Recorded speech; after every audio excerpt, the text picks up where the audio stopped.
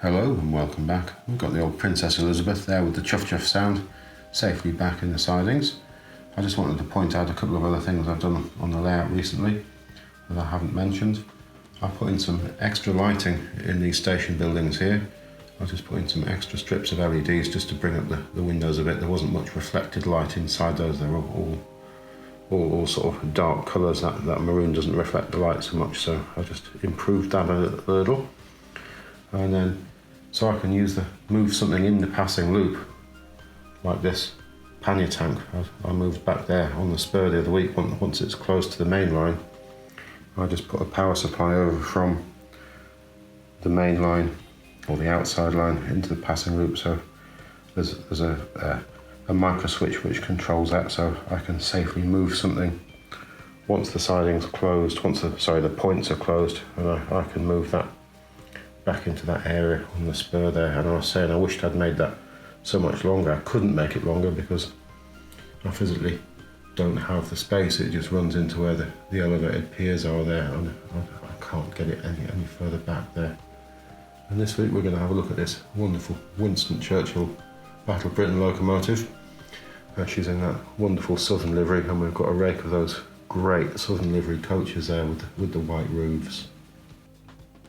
She's absolutely effortless as she moves away. There's a lot of power available with this model. Absolutely wonderful. And we're going to get her through points number 8 onto the inside line. Let's see how well she does.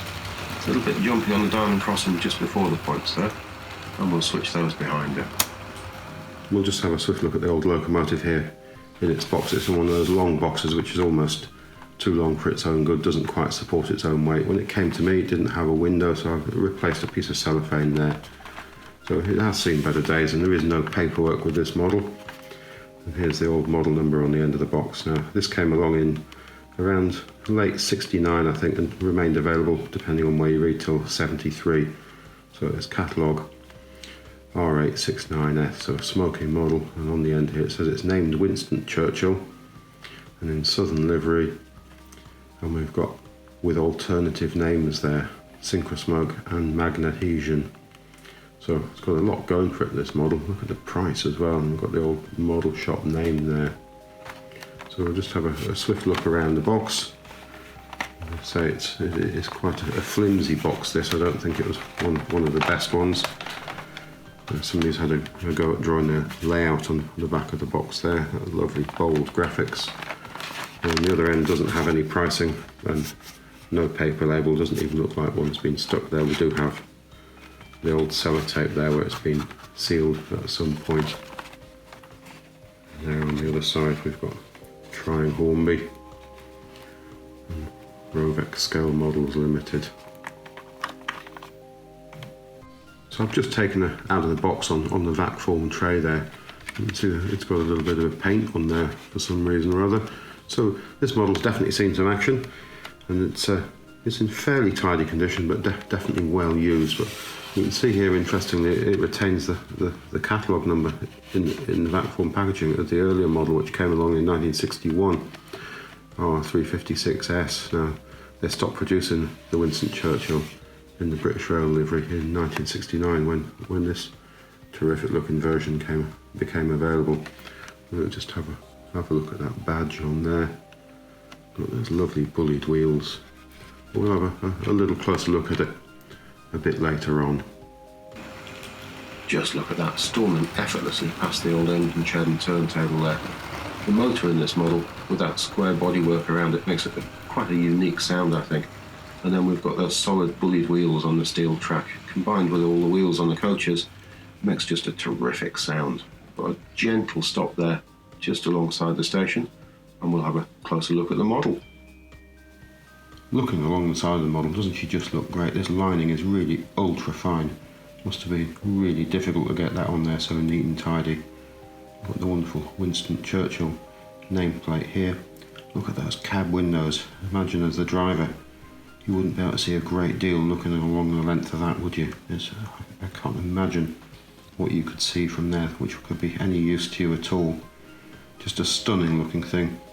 It's almost like it has fins on the back of this tender, isn't it? Really is a lovely thing. And she's just as impressive along the other side. Just look at the shapes here, handrails, edge of tender, and roof on the tender, roof on the locomotive, and these windows all making beautiful shapes there. And this lining, it is just so fine, and the word southern there is just applied with what looks like a transfer or a water slide type transfer. Not exactly sure. Same with these cab numbers, they really are beautiful. Looking at the front end of the model, we've got some great smoke box door detail here. This screw here holds the body onto the chassis. We've got some lovely detailed things going on across here. The old D-shaped coupling here. I think these buffer heads are definitely metal. As we said earlier, we've got the bright red buffer beam with a fair bit of detail on it. The tops of the buffer shanks here seem to have some interesting stuff going on. We've got metal buffer heads, and I love the ladders at the back edge of this tender. And as we move across the top edge of the model, just look at the wonderful detail across there. Look at those lines on the edge of the roof, on the tender there, the hatch in the cab roof, and all that riveting across the streamlined casing over that boiler there. And then that streamlined chimney, that is something else, isn't it? I've just separated the two parts of the model so we can have a swift look inside. Here we can see we've got some lovely detail on the inside of the cab, although it's not painted. And these two holes here and here have the metal prongs from the chassis, which help hold the model together, along with the securing screw we saw a little bit earlier. The inside edge here of the tender is covered in these wonderful doors, and they're hinged and they've got handles on them. It really is a great thing.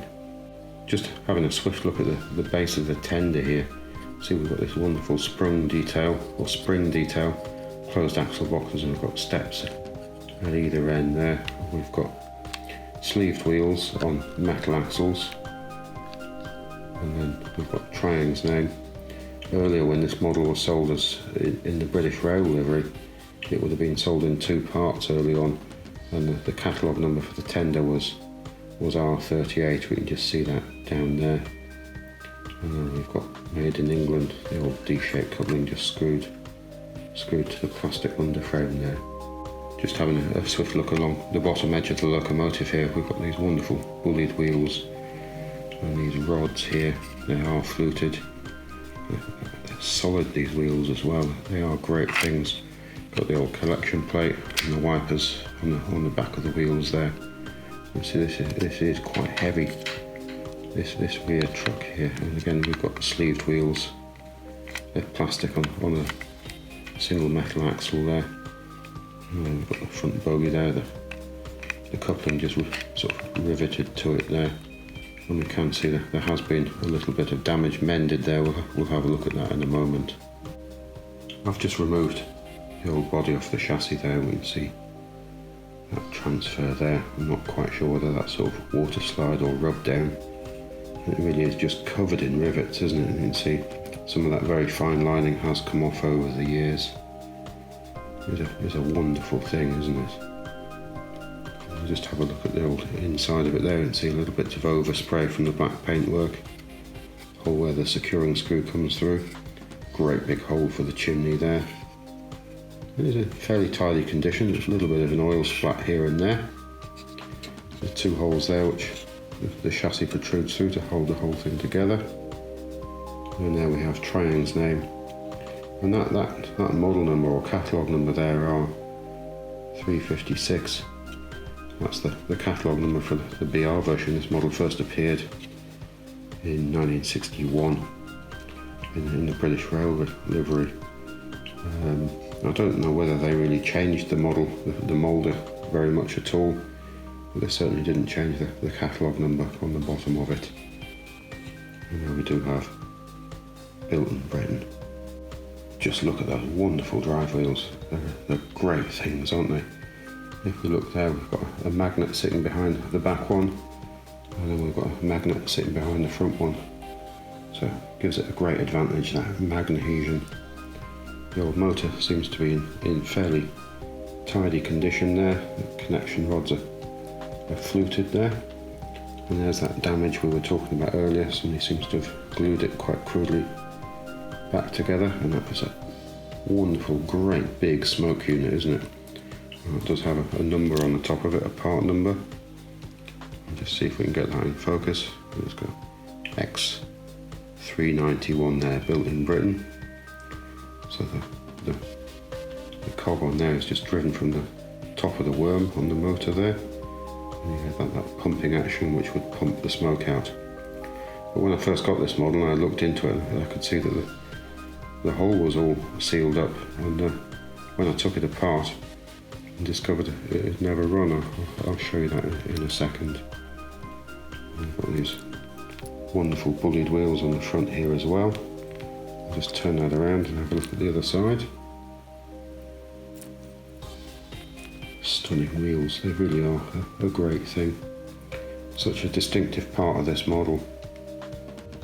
So I've just taken the screw out which secures the old smoke unit to the chassis there. We'll just pop that down. It seems to have something around it there. So if I just lift off the top of the old smoke unit there, and we can see that plate there, quite clean and tidy. Securing screw goes through there. The oil would drop down through this hole here, and the smoke ideally would come out through there. That little recess there is just for the cable to drop down the front of the smoke unit. When the body goes on, it's a very close fit over the front edge of the smoke unit. If I just lift this chassis up and have a look inside, the material inside there never seems to have had any oil on it whatsoever, any smoke fluid. I'll just see if I can take that piece of tissue out of there.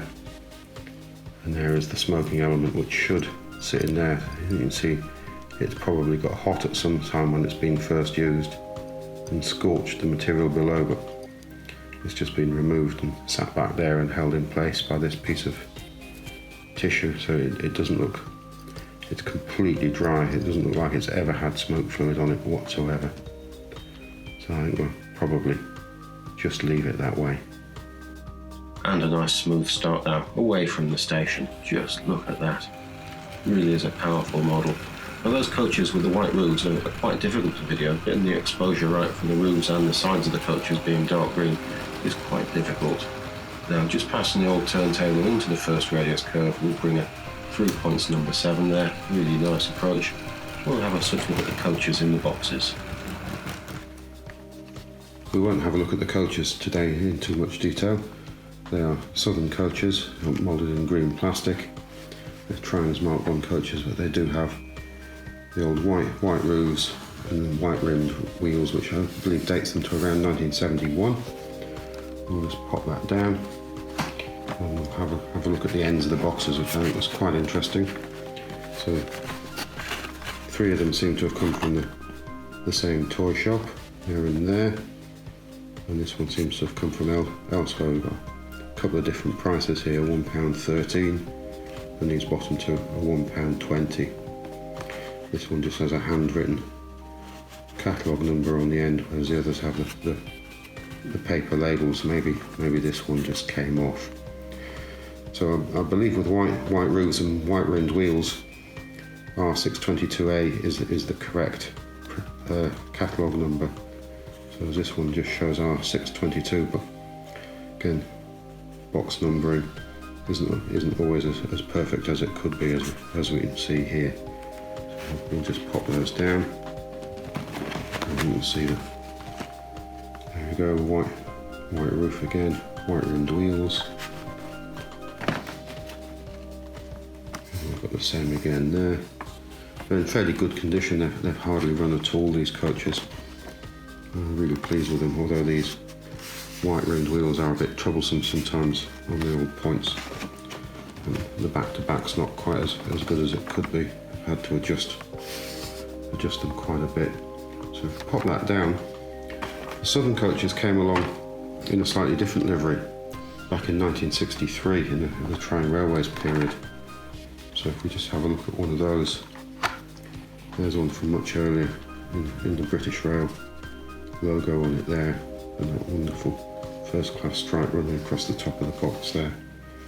And we have a look there, it carries that catalogue number R.622, first second comp coach, green with seats. So it's a BR Southern Region coach. and later they transferred in this Southern Railway style coach here. There was one in between. I'm slightly unsure of the dating, so we have one with another one just like this one with a grey roof, but we've got grey roof with Southern, and again the catalogue number there is R.869S, so I'm a bit confused with that, and this one does have the white in the card. So quite interesting things to have in a slightly different packaging, different roofs and wheels and so on as these earlier ones have. Just the black wheels, they don't have white rimmed wheels at all. We'll just switch points number 7 behind her there and off into the third radius curve, passing the Electra with the Cartex there.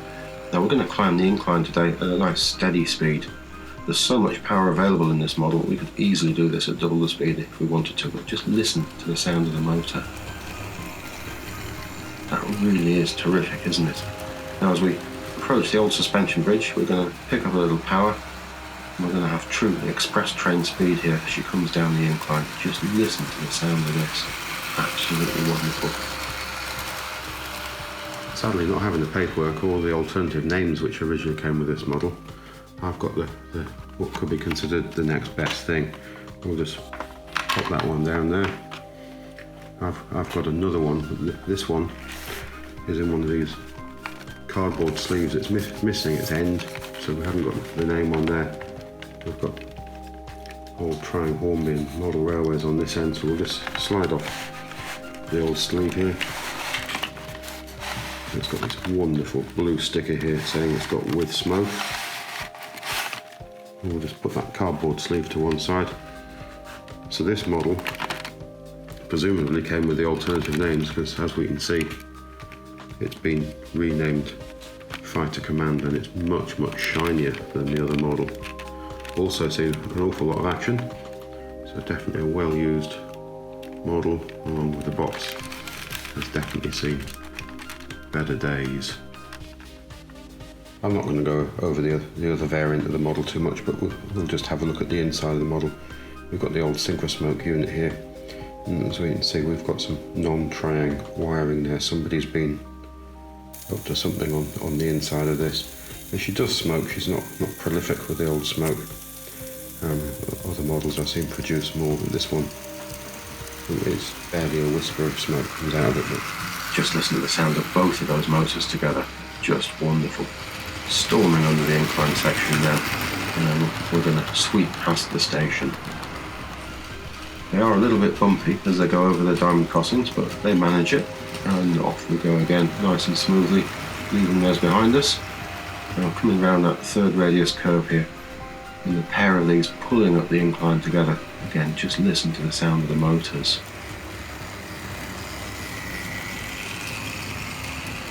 And isn't that just a wonderful sound? Now I think that's probably it for this week.